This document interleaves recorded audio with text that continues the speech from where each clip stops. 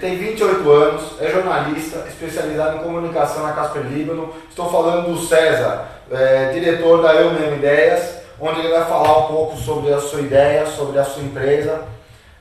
Tudo bem, César? Tudo certo. Obrigado pela sua presença. Eu que agradeço. A G-Treina é focado em grandes empreendedores aqui da região e você faz parte desse nicho, né, de empreendedores e também da parte de comunicação, que é super importante, de extrema importância aqui para a nossa região de Mogi das Cruzes, mesmo também porque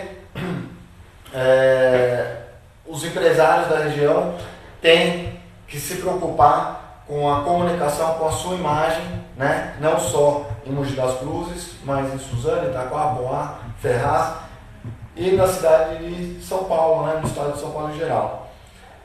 A Eu Mesmo Ideias está há 2 anos no mercado, não é? E qual que foi a ideia inicial da sua agência, César? A agência surgiu basicamente para atuar no meio digital, né, com produção de conteúdo para redes sociais, produção de conteúdo para blog, estratégia, ações promocionais. O foco inicial sempre foi esse, sempre focado na questão do digital, internet como um todo. No entanto, conforme o tempo foi passando, os clientes começaram a chegar até a gente e por conta da demanda deles, a gente também teve que começar a produzir como uma agência de publicidade offline que a gente considera. Então, hoje, passados esses 2 anos, a gente acaba sendo uma agência 100%. A gente produz tanto para o online quanto para o offline. Entendi. Na verdade, foi a procura das pessoas, né, que fez com que você abrangesse a sua agência. Exatamente. O que aconteceu foi a demanda mesmo, né? Porque a gente surgiu com um foco. Obviamente, a gente continua mantendo esse foco. Acredito que ainda continua sendo uma das nossas maiores preocupações.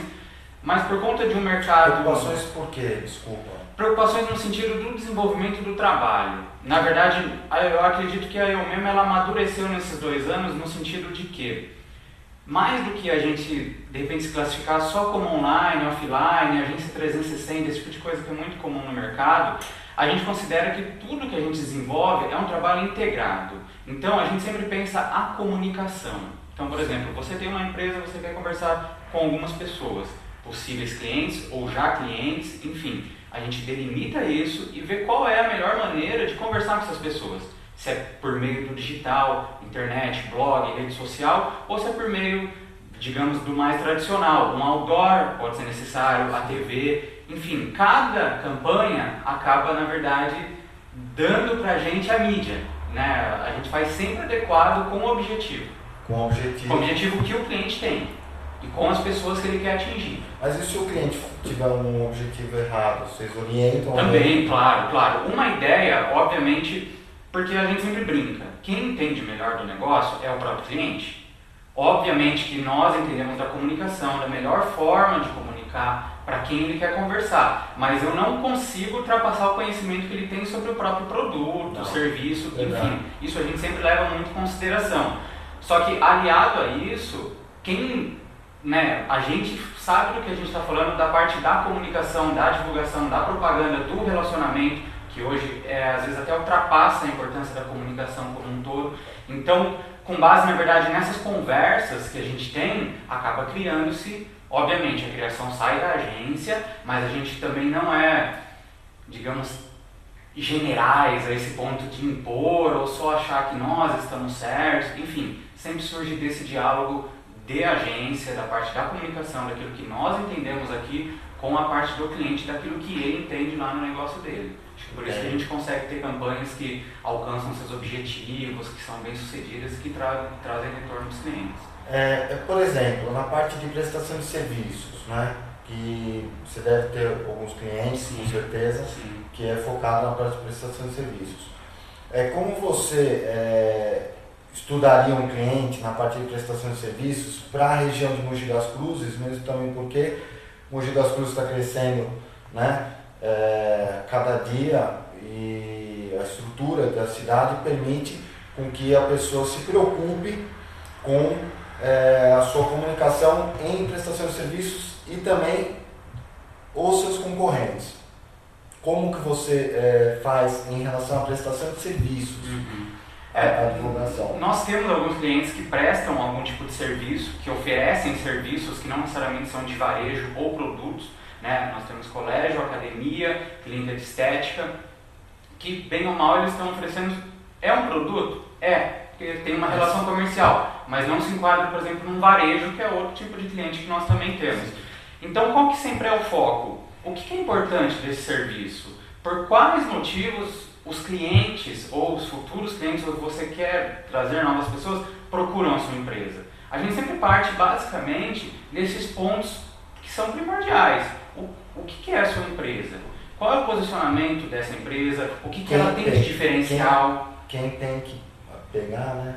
Exatamente. Então sempre parte dessa análise inicial. Todo o trabalho que a gente inicia é sempre esse mergulho, digamos, na empresa. A gente tem que entender o que ela é, o que ela fez, o que ela quer. E também o temperamento e a personalidade do dono da empresa. Que acaba, na verdade, sendo da própria empresa.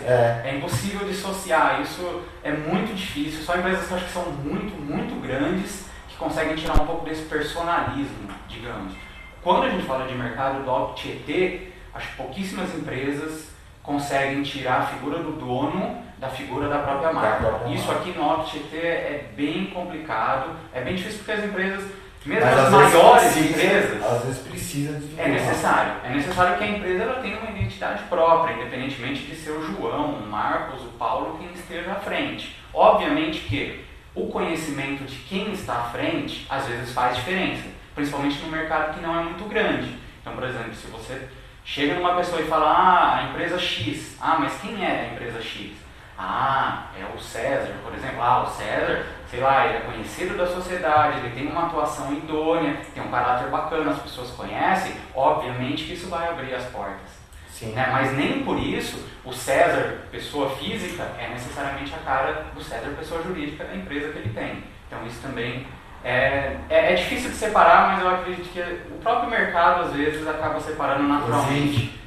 Ou separa naturalmente, né? As pessoas, acho que num primeiro momento não, mas a partir de um amadurecimento dessa relação, conforme o mercado vai absorvendo, eu acho que isso acaba dissociando naturalmente, não tem... E falando de dono, o que você fala de uma empresa que é uma empresa familiar? Tem o pai, que tem uma cabeça, tem uma mentalidade, tem o filho, tem às vezes o neto dentro de uma empresa. Como você trabalha três ideias diferentes? Nós temos alguns clientes que têm essa coisa de família, que está o pai, o filho, algumas gerações ali envolvidas. O que a gente percebe, assim, de cara? Geralmente as gerações mais novas, eles são mais inovadores, acho que naturalmente, por uma questão de contexto da sociedade, por formação, por uma série de coisas, e obviamente os pais, avós, têm uma posição um pouco mais conservadora. Na prática, a gente percebe o seguinte, quando a gente tem que apresentar algum tipo de campanha, algum tipo de projeto, e ambos estão presentes, o que eu percebo? Eu acho que a gente sempre conseguiu, pelo menos até hoje, os nossos casos, né, pontuais, não agradar os dois, mas a proposta da maneira como a gente cria, da maneira como a gente faz, ela é aprovada não é porque eu estou querendo agradar o filho que é tecnológico ou porque eu estou querendo agradar o pai que é conservador. É porque eu estou propondo, sob o ponto de vista da agência da comunicação, o que é melhor para aquela empresa naquele momento. Então, se ele quer vender um produto, eu tenho esse briefing, eu trabalho em cima disso, a proposta que eu vou levar para ele vai ser sempre a melhor proposta para vender. Então, eu acho que isso acaba, né, tirando um pouco desse peso, digamos, dessa questão de empresa familiar. Porque se ambos estão ali para o mesmo objetivo, ambos querem o melhor para a empresa, e a gente apresenta uma proposta que condiz com isso, então a gente geralmente não encontra muito problema, não. Acaba sendo aprovado e não tem nenhum tipo de atrito nesse sentido. Ótimo. E me fala assim, como é que está o mercado aqui na parte de comunicação em Mogi das Cruzes? Bom, o mercado de comunicação é sempre muito complicado, por uma série de motivos. A comunicação é um produto que ainda tem muito problema em ser precificado, em ser valorizado, em uma série de outras coisas que são muito específicas da As área. pessoas não têm uma cabeça aberta em relação à comunicação, eles acham que não tem que ter que acaba sendo uma despesa e não um investimento. Exatamente isso. Isso é um ponto primordial. Algumas empresas já entenderam, algumas estão entendendo e outras realmente não entendem, né? Basicamente isso. Existe um amadorismo muito grande também na área, né? Não amadorismo de empresas, óbvio, tem empresas X, empresas Y, mas o amadorismo de pessoas. Então, por exemplo, é muito comum mesmo, alguém às vezes pedir uma proposta para a gente, como pede muito provavelmente para todas as agências, você fala, olha, para criar um logo, por exemplo, um nome, uma identidade visual para a sua empresa, um exemplo, tá? Não é esse o valor, custa, sei lá, 10 mil reais, por exemplo. Aí o cara olha para você, faz os cálculos, 10 mil reais de investimento, tananã. Aí ele tem um sobrinho que mexe no computador, que porventura opera mais ou menos um ou outro programa de editoração ou de algum programa gráfico. Aí o sobrinho vai lá e cria o logo pro tio, digamos, por R$1.000. E ele acha que vai ter o mesmo efeito. Sem significado, né? Não, sem nada. É simplesmente um logo. Não tem um planejamento, não tem um estudo. A gente, para fazer qualquer coisa, a gente já tem o nosso conhecimento de formação, de atuação na área da comunicação. A empresa tem 2 anos, mas eu atuo na área há 10. Meu sócio é a mesma coisa, atua mais tempo do que eu, tem os nossos colaboradores. Então, obviamente que essa experiência, esse conhecimento, no resultado final, faz diferença. Óbvio, todo mundo tem o direito de criar, a criação é livre, criatividade, enfim, mas é impossível se comparar o sobrinho que mexe num CorelDRAW, por exemplo, que é um programa gráfico, de um trabalho que uma agência desenvolve na criação de um logo, de um nome, de um material. Infelizmente, são coisas extremamente distintas. Grandes marcas têm o logo definido e tem uma justificativa, né? Exatamente. Tem um estudo de cor, tem um estudo de forma, tem um estudo de linguagem. Por que o nome? A gente cria nomes também para a empresa, a gente batiza algumas empresas. Poxa, não é simplesmente porque o nome é bonito, sabe? Vou pôr o nome X porque o nome X é bacana. Uma empresa que te encanta assim na parte de comunicação, fala uma. Olha, tem uma agência, ela não é tão grande, mas eu acredito que ela seja bem conhecida, ela chama Spali. É uma agência de marketing de guerrilha. Eles só trabalham com marketing de guerrilha em São Paulo, tem clientes extremamente grandes, Guaraná. Não, sim, mas uma empresa, não digo de comunicação. Tem um resultado bacana de comunicação. Que chama atenção. Você olha eu gosto muito da Heineken, do que a Heineken faz. Eu acho que a Heineken tem um posicionamento global de comunicação extremamente inovador. Você falou da Heineken, a Red Label, né? A Red Label também de bebida. Essas de bebida mundial. Porque a Heineken é da Coca-Cola. Sim. Não é a mesma agência, são agências distintas. Não lembro o nome da agência da Heineken, mas são agências distintas. Mas por conta do posicionamento, do foco, da maneira como trabalha, eu acho a Heineken um exemplo muito bacana de uma comunicação jovem, moderna. Eles têm muita flexibilidade no que eles fazem. Eu gosto bastante. É um exemplo de empresa que trabalha bem. E uma outra, fala uma outra.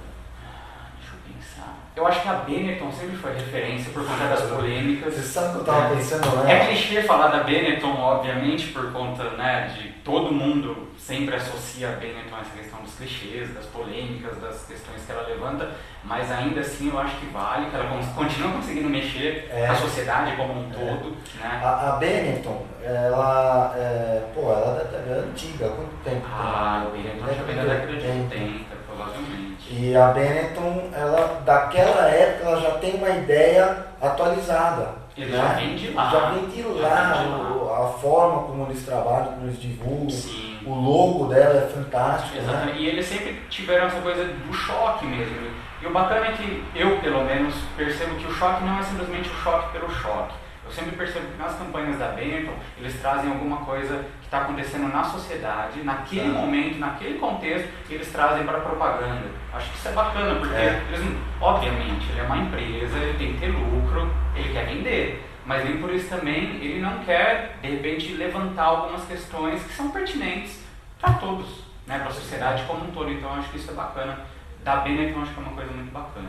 A Benetton realmente é fantástica, assim, na parte de né? Bom, enfim. Mas me fala uma coisa, dentro da cidade de Mogi das Cruzes, qual que é o objetivo da Memo, né, para o mercado de comunicação aqui na região? Isso daí você responde logo após os nossos comerciais. Eu treino a sua empresa para você.